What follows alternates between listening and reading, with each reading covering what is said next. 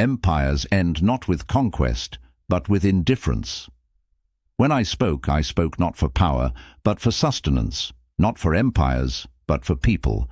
My field was food, and through it I saw the bones of every civilization ever raised. What fed it, what nourished its people, and ultimately, what starved its soul. You see, conquest is visible. It arrives with banners and bullets, with treaties and tyrants. But indifference arrives quietly, with neglect, with decay, with the soft erosion of responsibility. It is the silence in the halls of governance, the shrug of shoulders when justice is deferred, the blind eye turned to hunger, to inequality, to truth. Empires do not fall when the enemy arrives at the gate. They fall long before that, when the people within no longer believe it worth defending. In my time, we emerged from the bloodshed of 2 world wars. I watched Europe burn, and then I watched it hunger. It was not bullets that most terrified me after the war. It was famine, the kind that seeps into a nation, not with fire, but with forgetfulness, where politicians debate profits while children waste away, where bureaucracies swell while fields lie fallow. I warned then, as I warn now, that no empire, no nation, no system can survive when it forgets to care for the very people who give it life. Conquest may topple a throne, but indifference hollows the floor beneath it. And now I look upon your world. You speak of global power, of tech empires and market dominance, but beneath your skyscrapers and satellites, I see familiar fractures, a planet warming while profits cool compassion, a people connected yet starving for meaning and solidarity, institutions too large to care, too slow to act, and too arrogant to listen. Where once we feared armies, now we fear apathy.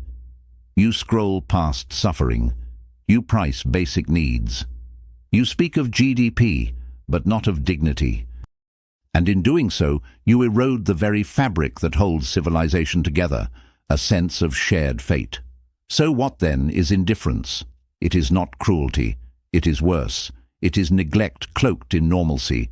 It is forgetting that an empire, like a tree, must be tended lest it rot from within.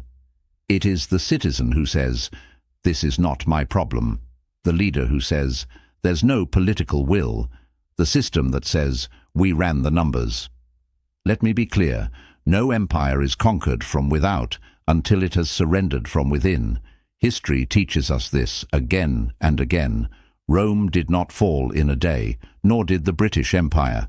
They collapsed under the weight of their own hubris, their own blindness to the suffering of their peripheries, until finally, even the center crumbled. And today? If you allow indifference to govern your technologies, your food systems, your education, your climate policy, then you will awaken one day to find yourselves not conquered, but irrelevant, not invaded, but abandoned by the very people whose dreams once powered your greatness. My advice for this century? Build systems not just for efficiency, but for empathy. Prioritize the dignity of the most invisible person. Feed your people, not just their bodies, but their hope. And never let the numbness of distance blind you to the suffering of your neighbor.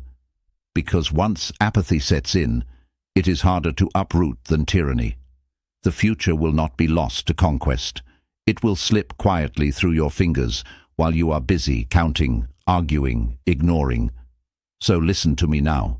One who lived through wars, through reconstruction, through the building of global systems meant to nourish, not dominate. If you wish to endure, not as an empire but as a civilization, then you must defeat indifference every single day, not with speeches, but with action. John Boyd Orr, channeled for the 21st century.